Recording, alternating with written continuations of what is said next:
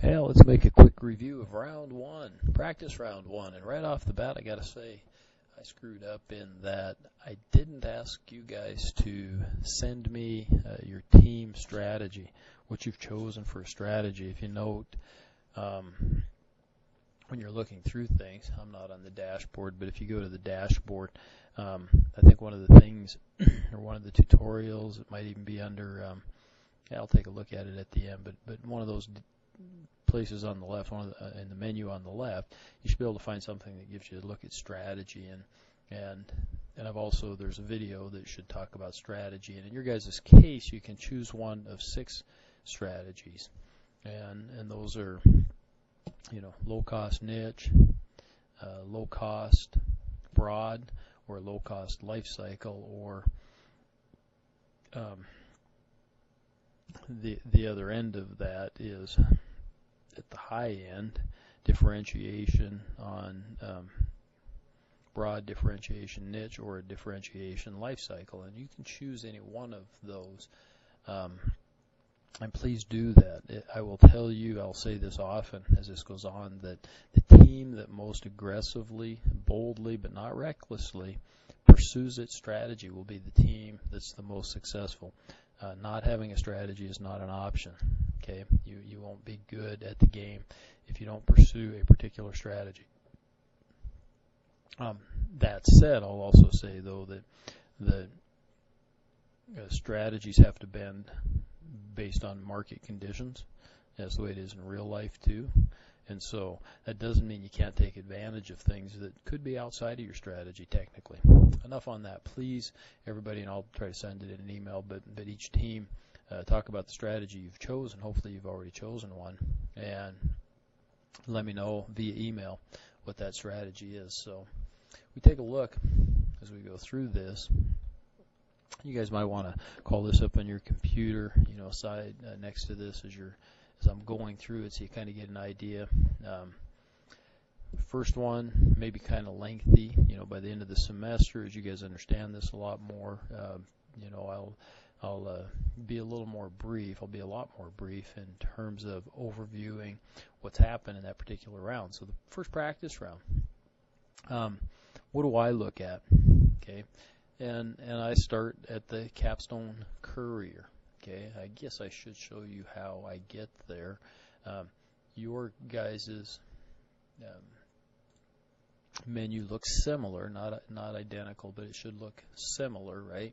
So you've got this menu over here.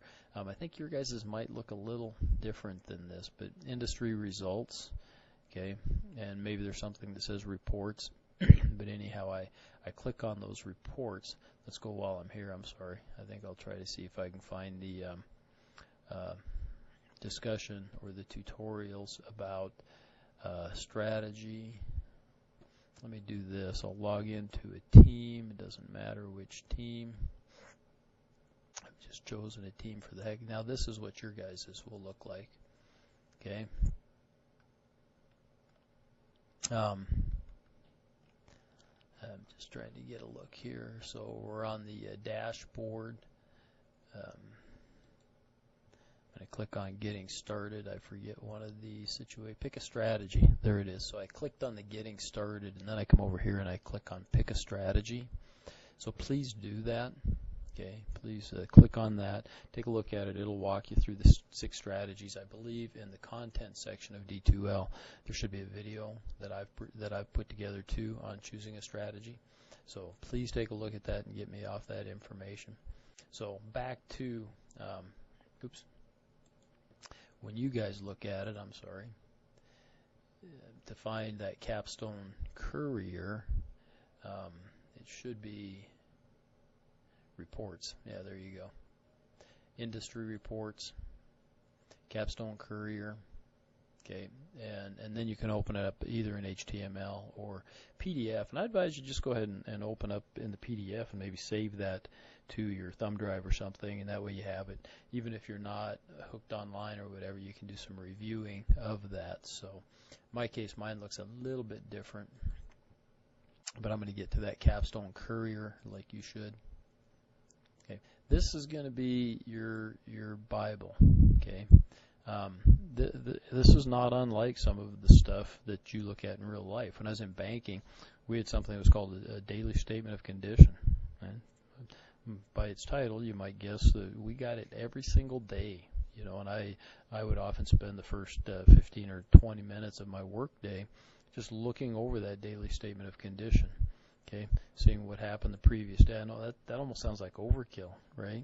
But it's that important. Every now and then you'd catch something that was a little off, or you might see some trends and whatnot, and only by looking at it every day could you kind of figure those things out. And this is kind of similar, although we're looking at a year's worth, right, of data or performance in a very condensed format here. So take a look at it. Don't just take a look at it, download it, and keep it and study it. The more time you spend on this, the better you will do.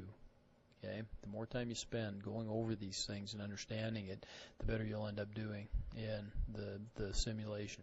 So I start up here with selected financial statistics, and I kind of bounce right here first, and I look at sales. I like to see what happened. I go, ooh, okay, Chester, my computer team, did pretty good, $157 million in sales. And then it just kind of, Andrews was not too far behind. Digby not too far. Ferris not too far behind Andrews anyhow. Baldwin okay. Erie got out of the gate a little bit slow here. We'll see why. I'll show you what happened to Erie when we go down. Is who knows? Maybe a clicked the wrong button. I wouldn't say that they necessarily planned on this. I could be wrong. But it kind of looks to me more like maybe an input error possibly, which means that you ought to make sure what you're doing. Okay, profits. Look at that, pretty good. Erie again, the only team kind of slow out of the gate there. Took a loss. Okay, but every other team showed a profit, and that's actually very impressive for the first round. Okay, that's very impressive. I've had first rounds where every team lost money except maybe a computer team. Okay. By the way, the computer team's probably going to beat you in these practice rounds.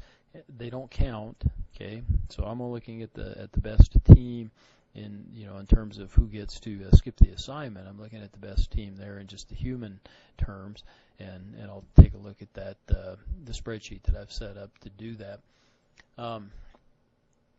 Because there's a lot of components to that. It's simply not just profit. It's not just sales.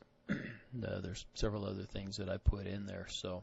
But anyhow, profits are pretty good. Chester, again, our computer team did the best.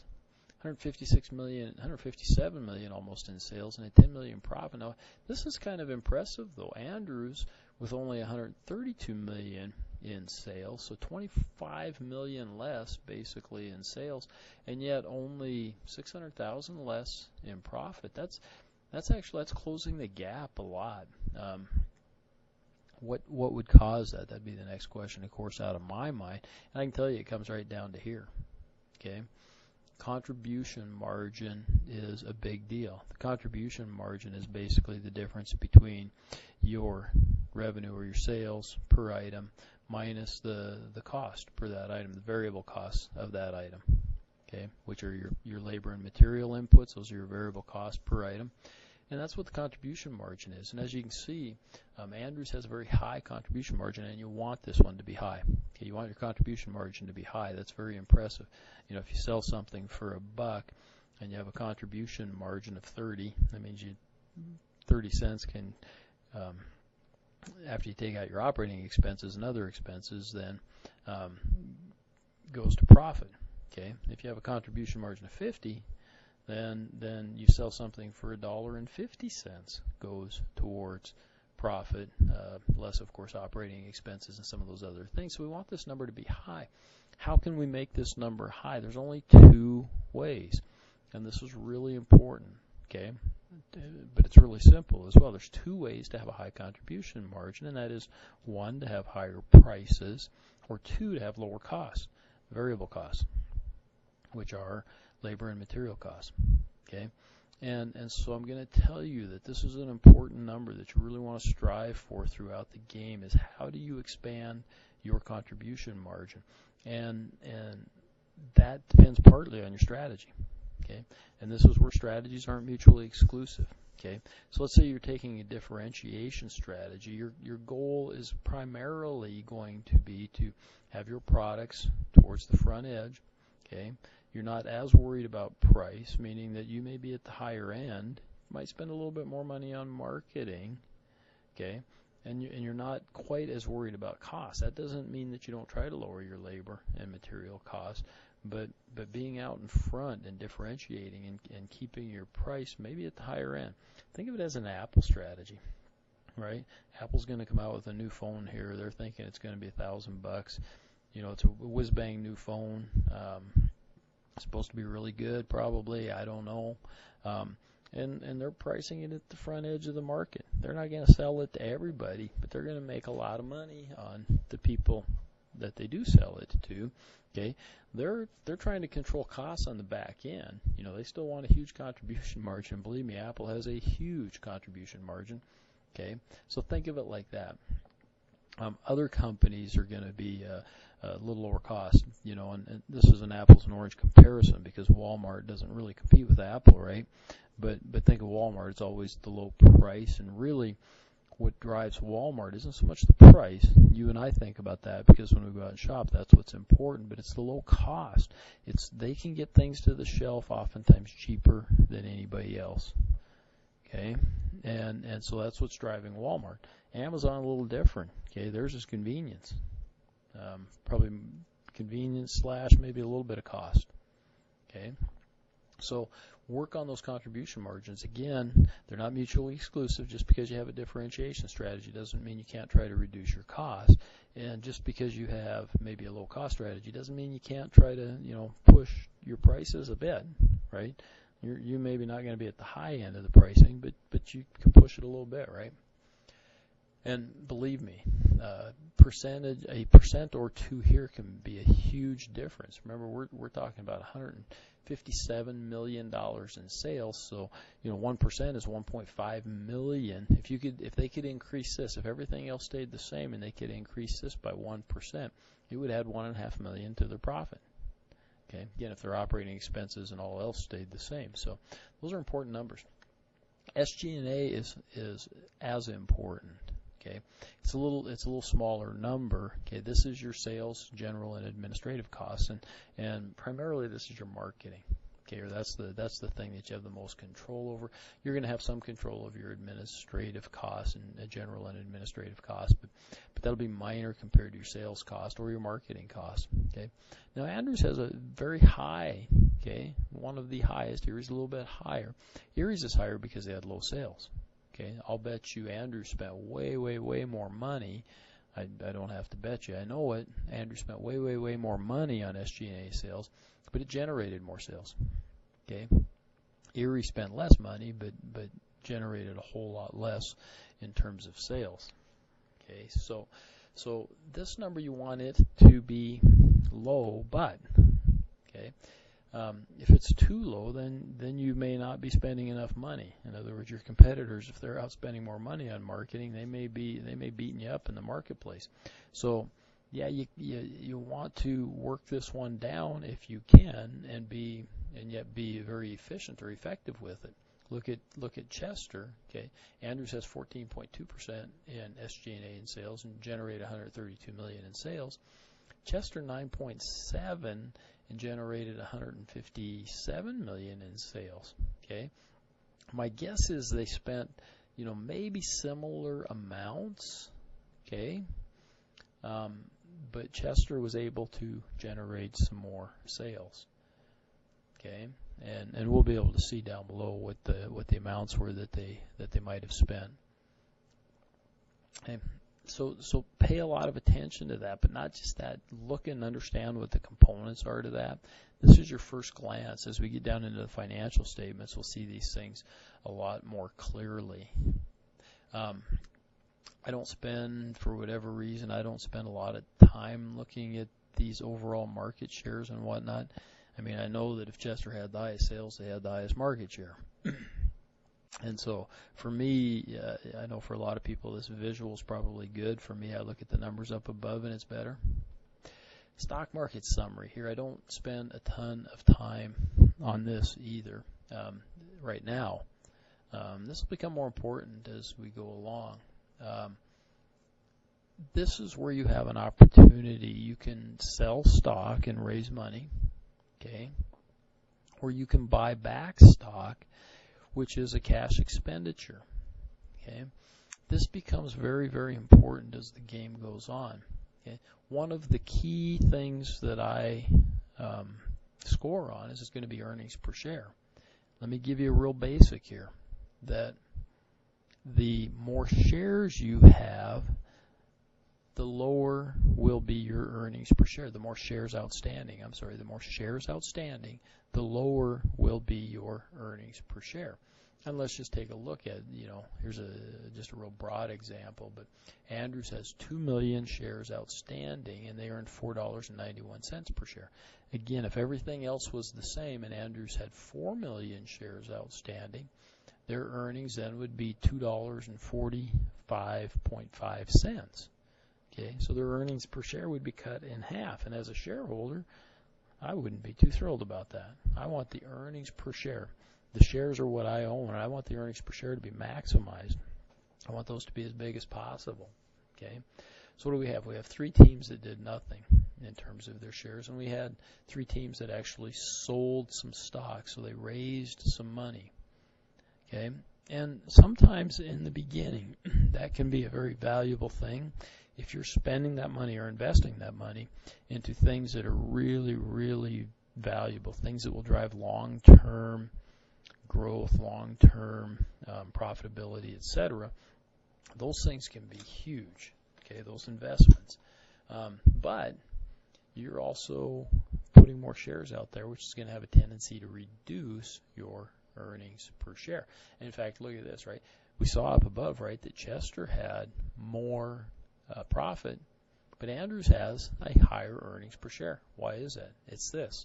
It's that Chester sold 166,000 shares. Now, as a shareholder, okay, and on my scoring system, yeah, profit's going to be on there, but it's less important to me as a shareholder, as an owner of the company. It's less important to me than earnings per share. I would rather own some shares, if I could own 100,000 shares of Andrews or 100,000 shares of Chester, just based on earnings per share, I'd rather have 100,000 shares of Andrews because it earned more per share, right? And so, keeping your share numbers low, the lower you keep it, the better your earnings per share is going to be. I guess I've said that, but how do you do that throughout the game? Okay, and should you do that throughout the game? Okay, keep in mind on your financial page, on your financial decision page, you can buy back stock. That's difficult at the front end of the game because you probably don't have a lot of cash, and you're a little bit nervous about what kind of cash you have. Believe me, usually anyhow, as the game goes on, cash starts to accumulate, and then you may want to consider some things with those shares outstanding. Closing stock price, again, it's a visualization. I can see that right up here too in a numerical format. So everybody did pretty good except Erie. Again, they got out of the gate a little bit slow. So the bond market, I don't spend a lot of time on right now. As we get later in the semester, I'll ask you some questions about this because it becomes kind of it can be a little bit more important. I can look at it and I can make some guesses about what happened. For example, Chester paid down some debt. So Chester sold some stock, they raised some equity, and they paid down debt. So they chose equity financing a little bit over debt financing. That's because everybody started out the same, right? But Chester obviously paid this one off and paid this one down. Now, if you haven't heard it from me before, hear it again loud and clear. Debt is always cheaper than equity. Okay, debt is always cheaper than equity. So in a sense, I'd say, Chester, I'm not sure that I like that decision that they made there. They've chosen equity over debt. It's going to be more expensive. Okay, over time, it's going to be more expensive. Digby issued some debt, as did Erie, a little bit. Issuing debt in small amounts like this, I probably won't recommend that. I would recommend against that. And the reason is, you incur a lot of the same expenses in real life anyhow, and probably in the game as well. But you incur, a lot of the same expenses whether you issue $300,000 in debt or whether you issue $19 million in debt, which is what Ferris did. Okay, and so it's not very efficient to issue debt in small amounts like that. Okay, and it's probably not necessary. I mean, $300,000 sounds like a lot to you and I personally, but in terms of this game, when we're talking about $150 million in sales, it's not a lot of money. Okay, and so I wouldn't issue that type of debt for those things. So then I come down, we got this financial summary, and we take a look at the cash flow, and cash flow is intriguing. When we looked, by the way, up here at the financial, I do this a little too often. We see that an emergency loan, the one team did have an emergency loan, and that was Erie again. Got out of the gate a little bit slow. And we come down, and the cash flow is going to tell us why.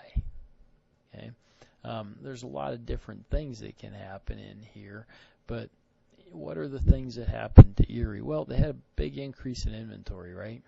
They had some change in their accounts payable. That's kind of a part of sales. We'll talk about that as the semester rolls on. And accounts receivable, the same. Those are kind of products.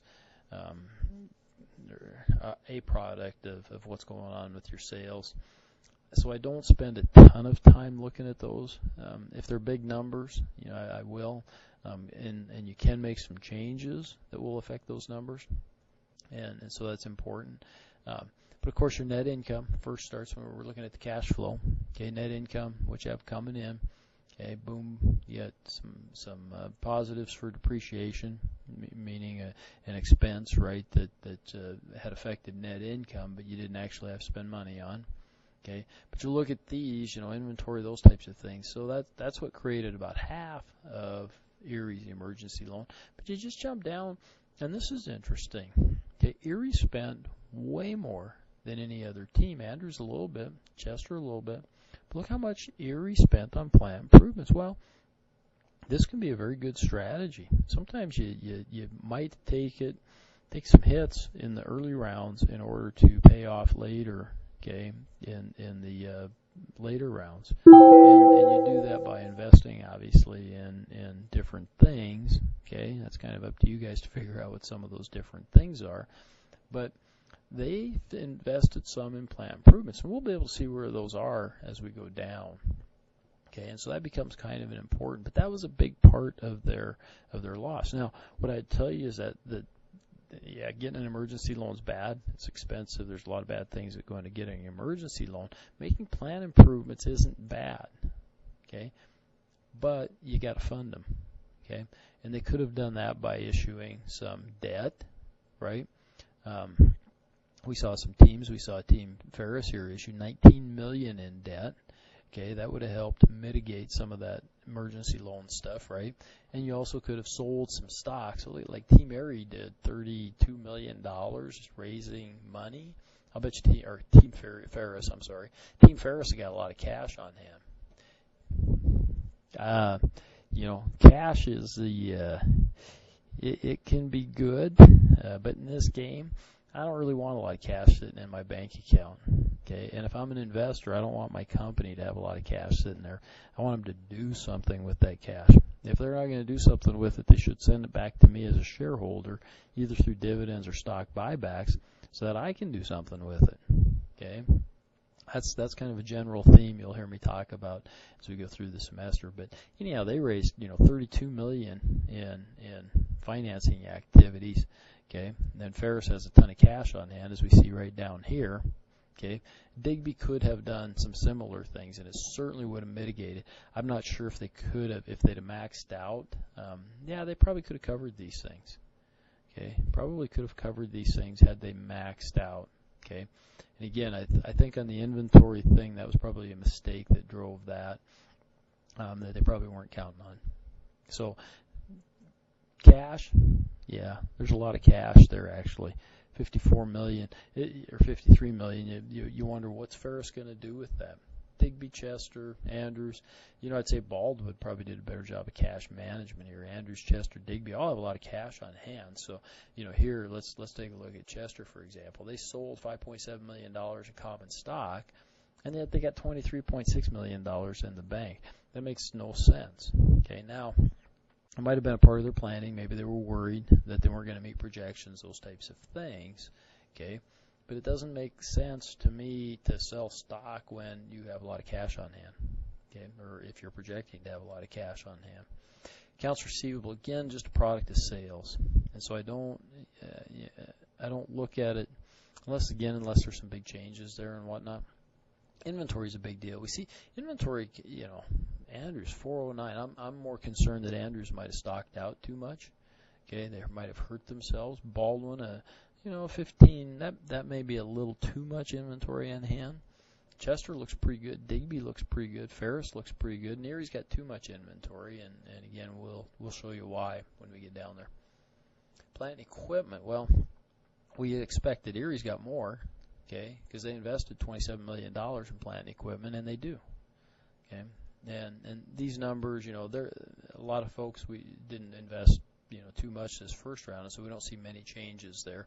Depreciation, likewise, isn't going to be a big change at this point in time. They can become bigger factors as we go along. And so fixed assets, again, we'd expect Erie to be higher because of the investment that they had in their plant and equipment. Accounts payable, product of sales probably, or production really, but production is going to be what you anticipate in sales. So, again, not huge deals there. Current debt, that's the emergency loan that they got. Okay, long-term debt. We'll pay a lot of attention to this as we go along. Again, Ferris borrowed a lot of money. They got a lot of cash. Cash is kind of, they say cash is king. It's wonderful. All those things are nice, but, it's kind of like, what have you done for me lately? Okay, common stock. Too, we saw Ferris raise a lot of money through the issuance of common stock. That's going to have a real adverse effect. If you went back up to that stock market report, you see they sold a lot of common stock. That's going to have a really huge adverse effect on its earnings per share. They got a lot of money to spend. If they spend it wisely, it could pay off, but it's going to have an adverse effect on earnings per share. Retained earnings, what we have so far, right, and total equity.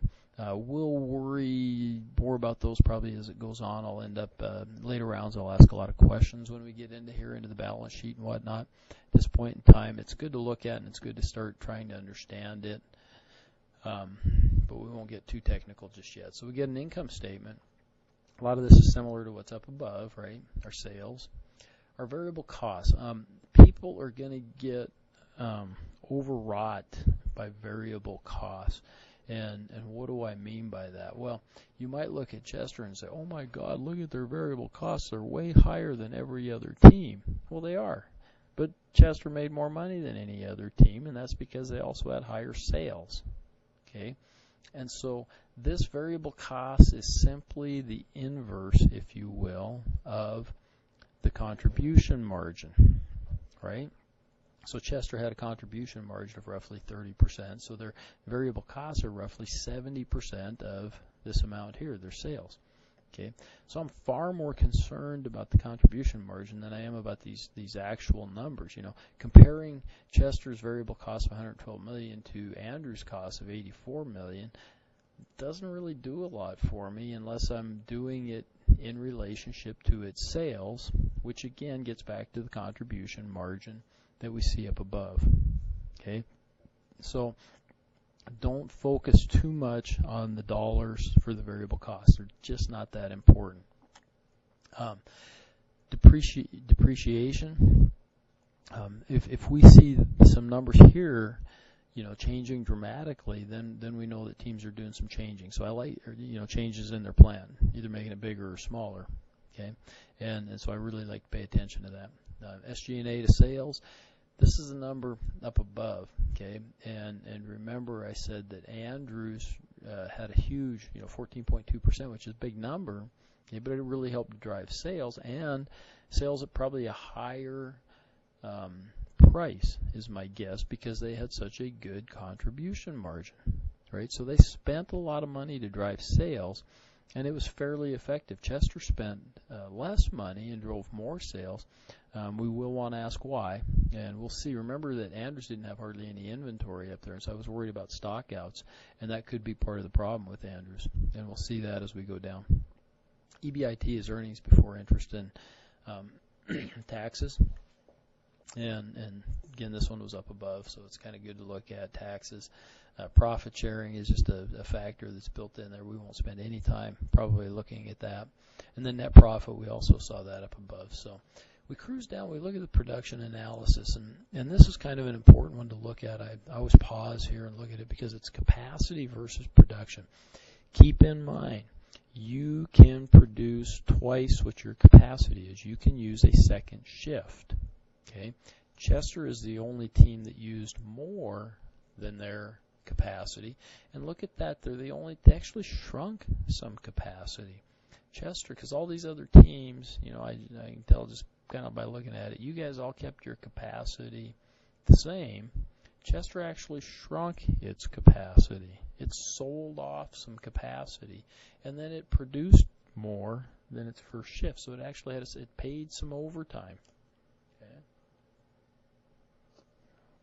Is that a good or a bad thing? Well, what I can tell you at first glance, when I just look at this, we have way excess capacity overall, all the teams combined.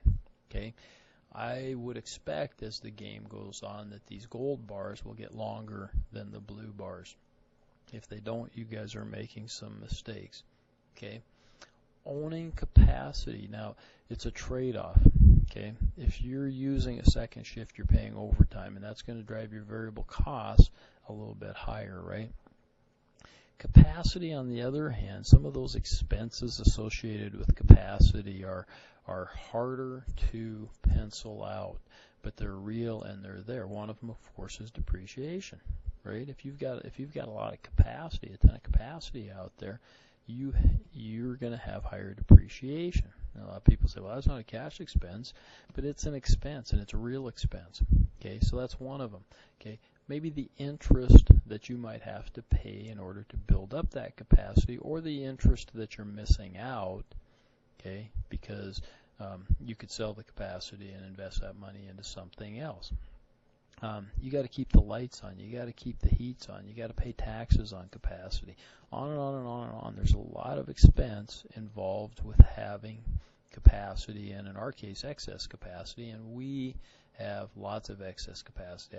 Chester, okay, they produced more than their first shift capacity, and I'll tell you, Chester has way more capacity than what they need. Way more. Okay, and I'll bet you that they'll work that down. Okay, so good one to pause and just take a look at, but it doesn't take long. This one you can look at and visualize, and boy, we got a lot of blue there, so we got lots of capacity. When the gold bars start to really exceed the blue bars, then you might say, we're getting a little closer. Okay, so remember I was worried about stockouts, and I was right. Okay, Andrew stocked out of their traditional high performance products. Hit it perfect. To have one product left is perfect. Okay, they know they sold everything they possibly could, and so that's perfect there in the size category. But and really good in the low. To have 27 products there in the low is almost ideal, right? But they stocked out in the traditional and the high-end performance. We don't know how much stock out. Not here. We'll be able to tell actually when we get down a little bit lower. But that's pretty good. And we'll see when we get a little bit lower too about their sales and those types of things. So Andrews did change capacity. They added. You can't tell up here. Be darn. Because it does look like they added 50 units of capacity to each one. Of course, this is next round. This is last round, so this will be next round. So their capacity is actually going to go up a little bit. Okay, this was normal. Baldwin didn't change any capacity. 1814,966. So Andrew's going to have more capacity. Again, they already have too much capacity. Chester sold off some capacity, as we saw up above here and here, right? Because this was 9, they took it down to 6. This was 18. They took it down to 14. Okay. Although it showed up right away there. I don't know why Andrews wouldn't have showed up. Huh. That's kind of interesting. And maybe it's just not big enough with the 50 units, that it's not big enough that it really shows up well. Could be. Erie, well, you want to look at this, and this is a case where you want to look at your opponents, look at your competitors and see what they're doing, and try to get an understanding of what they're doing. It's as important to analyze your competitors as it is your own team, maybe more important. Okay, have an idea of what's going on, and by that, what do I mean? Well, Andrew sold out in their traditional segment. They had a price of $29.25. Their performance, and these will show up better on a map that we look at a little bit later. But let's look at the price. Well, it was a little higher than every other team, but they sold out. Remember, we said that they spent a lot of money on marketing, right? So here, their price was $1.25 higher than Baker, which is $28. But Baker only sold 871 units, 500 units less than Andrews, and yet Andrews had the higher price. Well, why is that? Okay, could be the marketing, right? And maybe we'll see that as we get down. There's other factors that enter into those things, and we'll kind of take a look at those. So. Here's something that's interesting. Note that Andrews has changed their MTBF, or mean time before failures. Okay, other teams, I don't know if these were the original ones, but theirs in any event are lower in most cases, maybe except for this performance category. They're lower in most cases than any other team. Kind of an interesting. Okay, something that again you may want to take into consideration when you're looking at it. So look through every team and see. Now, remember we said Erie spent a lot of money on plant improvements. Here it is. They're going to introduce 3 new products. Now, I don't know where those products are coming in. I don't, because it doesn't have the coordinates here yet. You got a little bit of capacity for that. It'd be interesting to see where they come in. The date that they're going to be coming in is what, next year?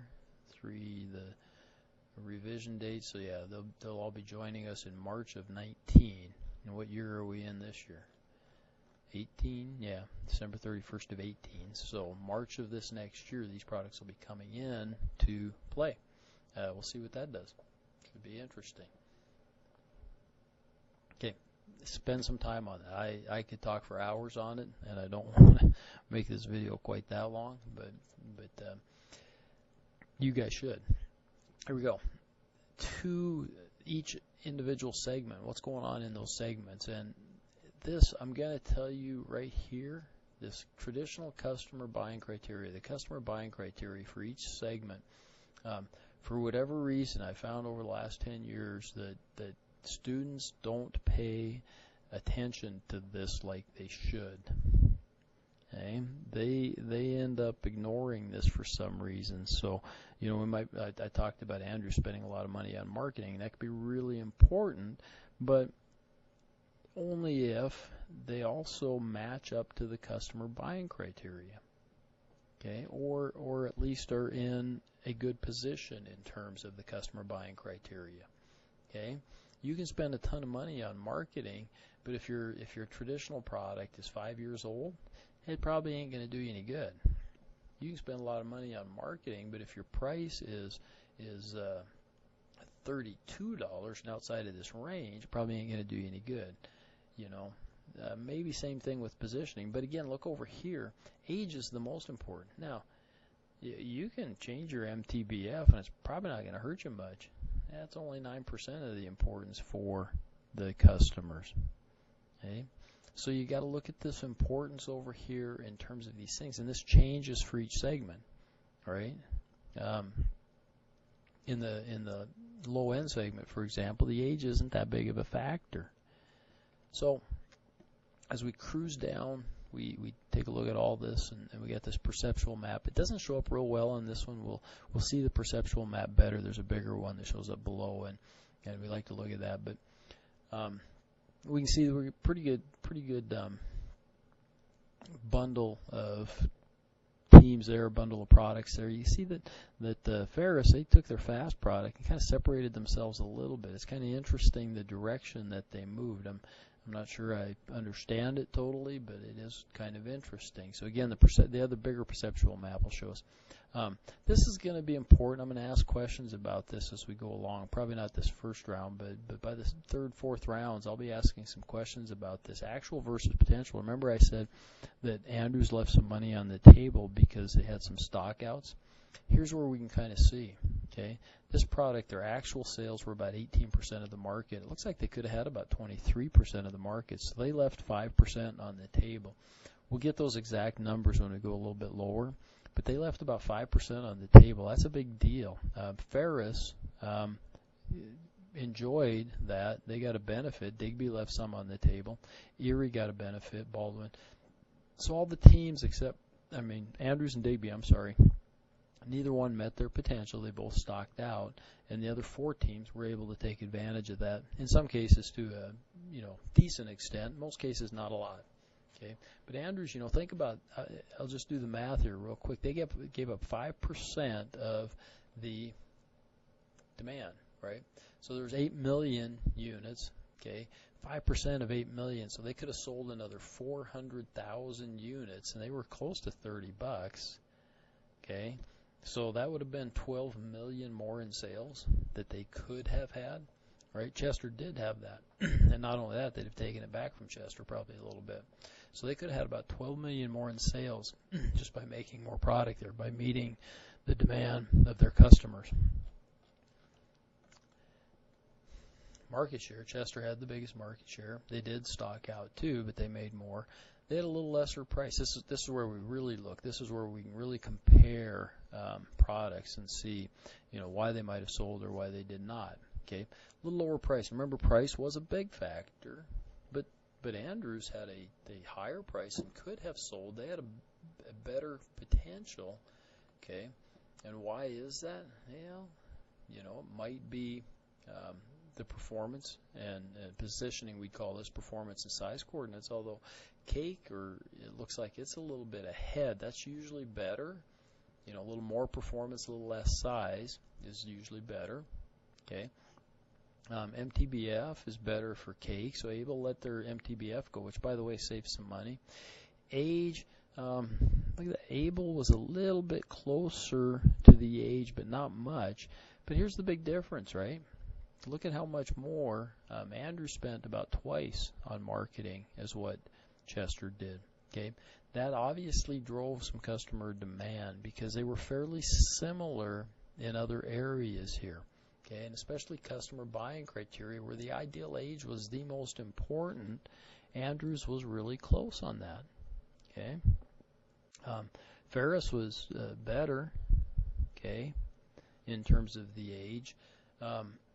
But performance and size, they might have been a little bit out of whack there. Okay. Price, where was Ferris on price? A little bit higher than cake, lower than Andrews. Their MTBF was better, which should have been good, but they didn't spend too much on advertising. Okay, so go through and kind of make those comparisons because that'll tell you maybe where you ought to be, right? If you want to be competitive. Okay.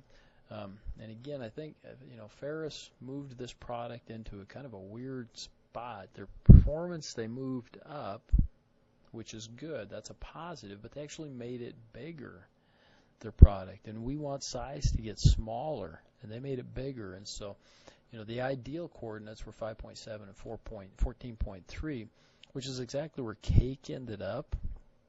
And then on the traditional, that's not too bad to end up there. Okay, normally I'm going to tell you want to be ahead of the game a little bit, and we might see that when we go through some of these others. Okay, on the low end, again, Chester kind of dominated there. Other teams so-so. You don't see a lot of difference between the actual and potential. Again, price here is the most important, not age, price. And there's a pretty big drop-off then to age, so we want to be the lowest price if we're in the low end here. Okay, and that probably hurt Andrews a little bit here, even though they spent quite a bit on marketing. Yeah, they didn't sell that much less, though, than Dell, feet, bead, or those. I'm sorry, C, Dell, feet, and bead. Yes. Chester though kind of dominated, and Chester had the lower price. Okay. Chester was far closer to the proper age profile. Can you be too young? Yeah, the ideal age here. Customers here want an older product. Okay, so you got Dell and feet and acre too. They kind of moved, and so age, which is the second most important factor, probably hurt them. Okay, they've got a product now that's younger than what the customers are looking for. Performance or the ideal position, not terribly important, and MTBF not important at all. So price, and then the age is somewhat important here. Spending a lot of money helped, but it certainly didn't push acre over the top there. Okay. High end. Here, what you're going to see here, you had a couple teams. You had both Andrews and Chester that really tried to move their product. Okay, and Andrews again had a little more potential than actual. Every other team was pretty close. Chester had a little bit more actual than potential, so they kind of took advantage of Andrews here a little bit. But again, Andrews, a lot higher price, but they spent more marketing. Big plus. MTBF a little less. That's kind of interesting. Coordinates, okay. Chester a little bit higher here on the performance, a little bit lower on the size, so a little bit better positioned, but not too far off. Okay, Andrews stayed pretty close, but the rest of them are kind of falling off, and we'll see that again when we get to the bigger perceptual map. Performance, I think we're going to see some similar things here, except that Andrews kind of dominated a little bit here. Okay, even though Chester had a better performance, and MTBF is what's important here. Okay, and Andrews got their MTBF up a little bit higher. Price was a little bit higher. They didn't spend quite as much. Fairly low age, which is also going to be important on this. Well, I guess it's not that important on this one. Okay, but the positioning is important, you know, and price is also kind of important there. But Andrews did a good job of getting their MTBF where it was wanted. I've kind of talked on some of these at length, and so it's important just that you go through each one of these and look at this buying criteria and see where you stack up and see where the leaders stack up. Here, Chester and Agape or Agape, you know, are roughly the same. Kind of look at this perceptual map, though, and you see Chester's kind of way out front. They did a little better job of positioning here. Okay, and that's the important part here on the size. Okay, positioning, ideal position is the most important part, and so having a lower size component, which they are by far, look at that, they're the only ones under double digits, and that's really important for that one. Okay, here's the actual versus the potential, and remember we were up there, we were talking about the traditional one, and I said it was about 5%. You can look here. And in the traditional market, Able sold 16.7%. Acre, which is their low-end product, actually still sold 1.4%. So the actual market share that Andrews had was 18. Remember I said it was about 5%? I was off, you know, and it's hard to tell just by looking at that graph. It was 4.3% because their total, the potential was 22.3. So 22.3 minus 18% is they gave up 4.3% of that market. Okay, you'd have to break it down further based on which products actually sold, since they had two products, both their traditional and their low end, that sold some in that traditional market. So you'd have to break that down, which would be a little tough. I'll save that math for later in the semester. But you can go through and look at these actual versus potentials for each of those. But that's really only important if you see some big differentials up here. And we don't have a ton of where it's huge differentials. There was a few times where the differentials, like the 5%, that's significant. It is. It's really significant. So it's important to look at that. But it's not huge differences. Some of the other ones weren't huge differences. I'm sorry. Okay. Again, the big perceptual map, and this is where you can really start analyzing maybe where a company strategy is going to be. Chester's trying to get out front here. Okay. Andrew's kind of staying with them here. I will tell you that it becomes difficult to get out to the front edge here unless you start early trying to get out to the front edge. And on these high-end products, it's important to get out toward the front edge, especially if you've got a differentiation strategy. Okay, this is a lot better perception map. It's a little bit easier to see what's going on, you know, in terms of where folks are at. And that's why I said Ferris is kind of odd the direction that they've taken their products. Okay, most of them will stay kind of in these lines here. Okay, so Andrews is kind of odd there too. They got a little bit, because most of these in the middle, you're going to stay pretty much on that axis right there. And that's kind of the same for these. They're going to kind of stay on this axis here, and these two. Okay, so take a look at where you're at. Now again, based on a strategy, you know, Digby might be doing a life cycle strategy, because it looks like they're just kind of letting their products maybe flow back. It's possible. Maybe they moved them back. Don't move products back. Just let them slide back. If you're moving products back, you're spending money to make a worse product. It's basically the end. HR and TQM we're going to talk about in some future rounds. Those things will be coming up. Okay. Hopefully that's just an idea of how I kind of look at these and how I kind of analyze them. Again, these little sessions will get a little shorter as it goes on, because I'll expect you guys to pick up more and more from the Courier. But hopefully you pick up some of this stuff. Spend a lot of time looking at the Courier. Okay, this document here, or this thing that I'm looking at right here. Spend a lot of time looking at that. By the way, there is more under here. I get everybody's actual financial statements. Okay, you guys will only get your own, you know, so that annual report, you guys will only get your own. I can look at everybody. So you'll want to scroll down and get your annual report and look at that. Look at that kind of thoroughly too. I could, I suppose, look at the computer teams, but you guys can look at that. Most all of that information is stuff that we've looked at up above. Okay, so pay attention to that. I'll send out another video on the winner. I gotta do some copying and pasting of some numbers and input some stuff, and I'll tell you who the winner was. Okay, and got to do a few other things. I'll also create an assignment, and I'll send those out too. But that's it for now. Sorry this was a little bit lengthy, and good luck in the next round.